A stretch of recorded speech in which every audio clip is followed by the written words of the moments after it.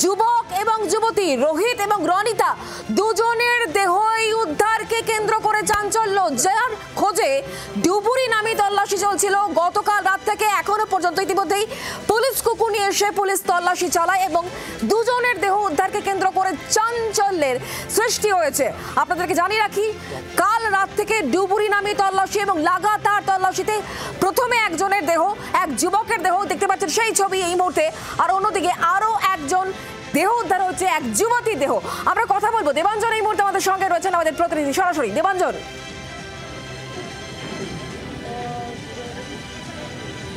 দেখো শুক্লা, বৃষ্টি থামার পর কিন্তু কলকাতা পুলিশ যে পরিকল্পনা নিয়েছিল, অর্থাৎ এই যে স্টিল ব্রিজ এবং যেখানে স্কুটি উদ্ধার হয়েছে, দুই প্রান্ত থেকে ডুবুরিরা নামবেন এবং একই সঙ্গে জেসিবি নিয়ে এসে এই স্টিল ব্রিজের সামনে ময়লা পরিষ্কার হবে। ঠিক সেই পরিকল্পনা অনুযায়ী যেখানে এই স্কুটি পাওয়া গিয়েছিল, কারণ পুলিশ কুকুরের আগে স্কুটি থেকে দৌড়ে এসে এই স্টিল ব্রিজের সামনেই একটা জায়গায় থমকে গিয়েছিল।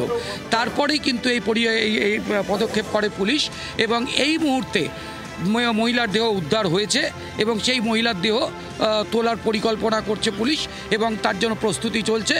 পুলিশ উদ্ধার করে, ডুবুরিরা উদ্ধার করে পাড়ের দিকে নিয়ে গিয়েছেন। আমাদের চিত্রগ্রাহক প্রতিনিধি সেই ছবি তোমাদের দেখাচ্ছে। প্রিন্টেড চুড়িদার পরা সেই মহিলার দেহ চেষ্টা করা হচ্ছে কোনো তোয়ালে দিয়ে সেটাকে ঢেকে বা কোনো চাদর দিয়ে ঢেকে ওপরে তোলার। আপাতত যে মহিলার দেহ করছিল, দেবাঞ্জন একটু জানার চেষ্টা করবো, যেখান থেকে, যে জায়গা থেকে এক যুবকের দেহ আজ সকালে উদ্ধার হলো, সেখান থেকে কতটা দূরে যুবতীর দেহ উদ্ধার হয়েছে, কি খবর পুলিশের তরফ থেকে?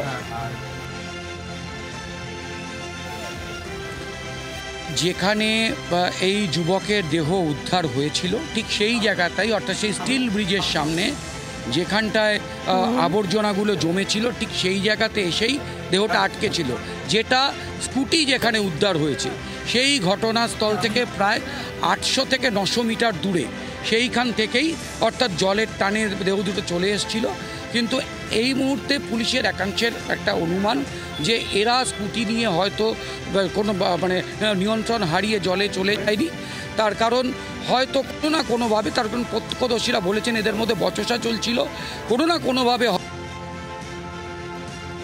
ধারে চলে এসেছিলেন, সেখান থেকে কেউ একজন হয়তো জলে ঝাঁপ দেওয়ার চেষ্টা করেন, তার সঙ্গে দুজন একই সঙ্গে একজন অপরজনকে বাঁচাতে গিয়ে জলে তলিয়ে যান। প্রত্যক্ষদর্শীদের বয়ান অনুযায়ী সকালবেলা পর্যন্ত জানা যাচ্ছিল দেবাঞ্জন যে ওই যুবতীকে ধাক্কা মেরে খালে ফেলে দেওয়া হয়েছিল।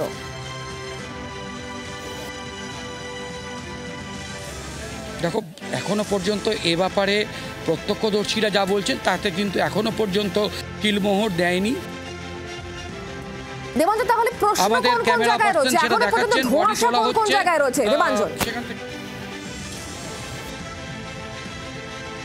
দেখো, ধোঁয়াশা বেশ কিছু জায়গায় রয়েছে। হচ্ছে যদি তারা স্কুটি চালাতেন, প্রথমে প্রত্যক্ষদর্শী যে ছবি এই মুহূর্তে আপনারা দেখতে পাচ্ছেন, আনন্দপুরে পড়তে পড়তে এখনো পর্যন্ত রহস্য হয়েছে। দুজনের দেহ উদ্ধার হয়েছে, এক যুবকের দেহ সকালে উদ্ধার হয়, এরপরে এক যুবতীর দেহ উদ্ধার হয়েছে। মনে করা হচ্ছে এই হচ্ছে যুবক রোহিত এবং যার দেহ উদ্ধার হয়েছে এখন সেই হচ্ছে রনিতা। দুজনের দেহ উদ্ধার হয়েছে। প্রত্যক্ষদর্শীদের একাধিক বয়ান ইতিমধ্যে পাওয়া গিয়েছে, যে বয়ানের ভিত্তিতে পুলিশ আরও জোরদার তল্লাশি পর্ব শুরু করে। ডগ স্কোয়াড আনা হয়েছিল, এবার তারপরেই সেখান থেকে স্কুটিও উদ্ধার করা হয়েছে বলে খবর পাওয়া যাচ্ছে। দুজনের মধ্যে স্কুটি চালানোকে কেন্দ্র করে একটা অশান্তি, বিবাদ এবং তারপর ধাক্কা দিয়ে তরুণীকে খালে ফেলে দেওয়া হয়েছিল, এমনই প্রত্যক্ষদর্শীদের বয়ান থেকে জানা যায়। তবে ইতিমধ্যে দুজনের দেহই উদ্ধার হয়েছে এবং এখান থেকে মনে করা হচ্ছে দুজনের মধ্যে বচসা, ঝামেলা এবং তা থেকেই এই ঘটনা এতদূর পর্যন্ত গড়ায় যে দুজনই কিন্তু খালে পড়ে যান এবং তারপরেই তাদের মৃত্যু হয়েছে আনন্দপুরে ঘটনায়। তবে এখনো পর্যন্ত বেশ কিছু প্রশ্ন উঠছে, দুজনে একসঙ্গে খালে পড়লেন কি করে? তাহলে কি অশান্তি, বিবাদ এমন পর্যায়ে পৌঁছে গিয়েছিল যে দুজনেই একসঙ্গে পড়ে যান, নাকি এই ঘটনার পেছনে অন্য কোনো রকম চক্রান্ত রয়েছে? যে প্রত্যক্ষদর্শীর বয়ান অনুযায়ী পুলিশ তদন্ত শুরু করে, যে প্রত্যক্ষদর্শীর বক্তব্য ছিল এটাই যে ওই তরুণীকে ধাক্কা দিয়ে ফেলে দেওয়া হয়, প্রথমে মারধর করা হয় এবং তারপর ধাক্কা দিয়ে তাকে খালে ফেলে দেওয়া হয়।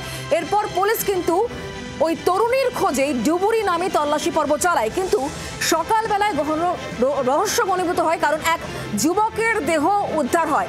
এই মুহূর্তে যে খবর পাওয়া যাচ্ছে, এই যুবকই হচ্ছে রোহিত, এবং যে যুবতীর দেহ এই মুহূর্তে উদ্ধার হয়েছে এই সেই রনিতা, এমনটাই কিন্তু এখনো পর্যন্ত পুলিশ সূত্রে খবর। বাংলার আওয়াজ, বাঙালির আবেগ, জি 24 ঘন্টা।